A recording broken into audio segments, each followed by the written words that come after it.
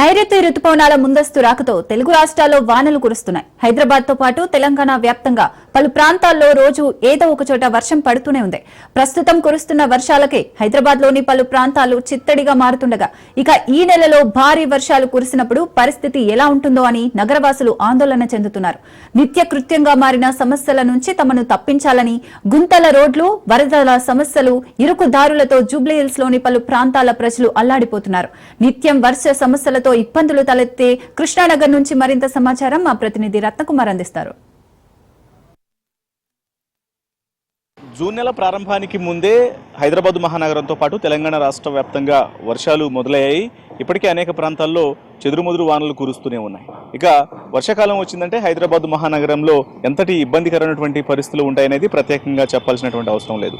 కొన్ని ముఖ్యమైనటువంటి ప్రాంతాల్లో నిరంతరం జలమయంగా మారుతుంటాయి. వాహనాల రాకపోకలకు ఇబ్బందులు ఏర్పడుతుంటుంది. అలాగే నిర్వాసితులు సైతం ఇంట్లో నుంచి బయటికి రావాలంటే అనేక రకాల సమస్యలు ఎదుర్కొనేటువంటి సిచ్యువేషన్స్ ఉంటాయి. ఇలా సమస్యలు ఎదుర్కొనేటువంటి ప్రాంతాల్లో ఒకటి జూబ్లీహిల్స్ కాన్స్టిట్యున్సీలోని కృష్ణానగర్ ప్రాంతం. ప్రజెంట్ మనం కృష్ణానగర్లో ఉన్నాం. ఒకసారి విజువల్స్ లో చూడొచ్చు.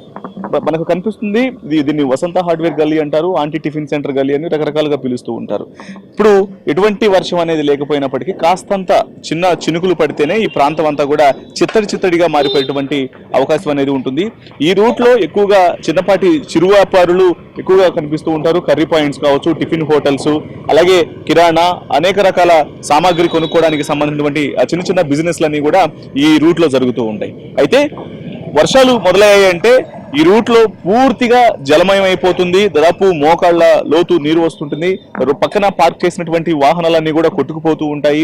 ఎక్కడికక్కడ వ్యాపారాలు స్తంభించిపోతుంటాయి. మొత్తం పూర్తిగా వీళ్ళు క్లోజ్ చేసుకోవాల్సిందే తప్ప ఏమాత్రం ఓపెన్ చేసి తమ వ్యాపార కార్యకలాపాలు కొనసాగించడానికి అవకాశం అనేది ఉండదు. ప్రజెంట్ ఇప్పుడు అసలు ఎటువంటి వర్షాలు అనేవి లేకపోయినప్పటికీ కూడా ప్రజెంట్ ఇక్కడ ఎంత చిత్తడిగా కనిపిస్తుంది అనేది మన వాహనాల రాకపోకలను చూస్తుంటేనే అర్థమవుతుంది. నిరంతరం వైపున బురద ఉంటుంది, మరోవైపున మ్యాన్ హోల్స్ ఓపెన్ అయి నోరు తెరుచుకొని ఉంటాయి.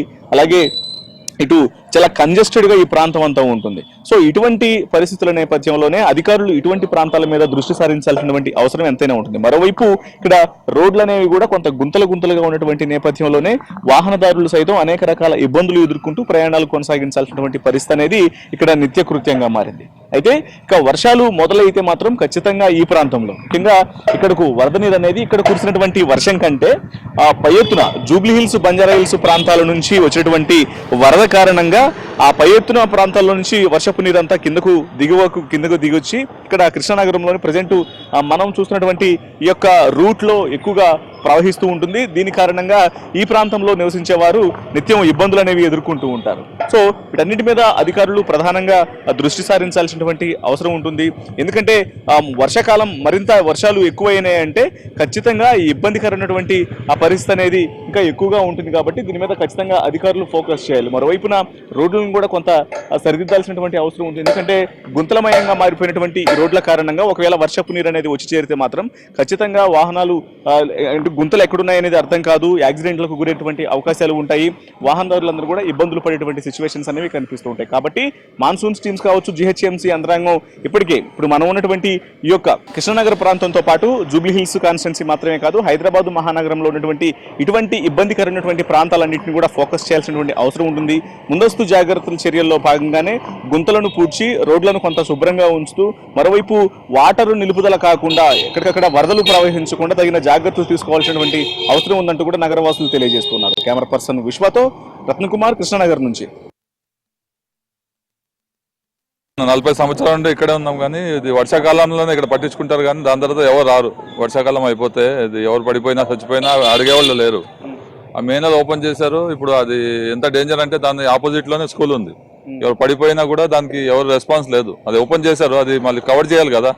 అది అయిపోయింది, ఇప్పుడు వర్షం ఆగిపోయింది, మళ్ళీ రాలేదు. అది వర్షాకాలం అయిపోతే కవర్ చేస్తారు. అప్పుడు దాకా మధ్యలో ఎవరైనా పడిపోయినా చచ్చిపోయినా ఎవరు బాధ్యత?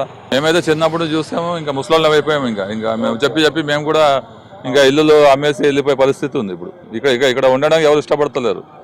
అందరూ వెళ్ళిపోతాం. చాలా మంది ఇక్కడ మేము వచ్చినప్పుడు 100 ఫ్యామిలీలు ఉన్నారు. ఇప్పుడు మాకు తెలిసిన వాళ్ళు 50-60 ఫ్యామిలీ వాళ్ళు అమ్మేసి బయట వేరే ఏరియాకి వెళ్ళిపోయారు. వర్షాలు పడ్డప్పుడు వాటర్ చాలా హైట్ వస్తాయి.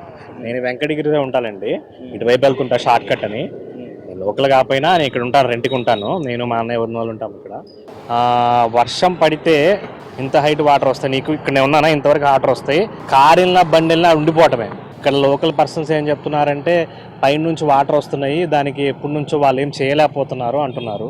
సరే, ఇక్కడ ఎవరైతే ఎమ్మెల్యేలు మినిస్టర్లు ఎవరైతే ఉన్నారో వాళ్ళు కొంచెం ఫోకస్ చేయాలి. ఎందుకంటే అరే 5 కిలోమీటర్లు అందరూ ఉంటారన్న, అసలు ఎవరు పట్టించుకోవట్లేదు. డ్రైనేజ్ అయితే చాలా ఘోరం. వాళ్ళు డెఫినెట్గా ఫోకస్ చేయాలి, చూడాలని 100% నేను కోరుకుంటున్నా.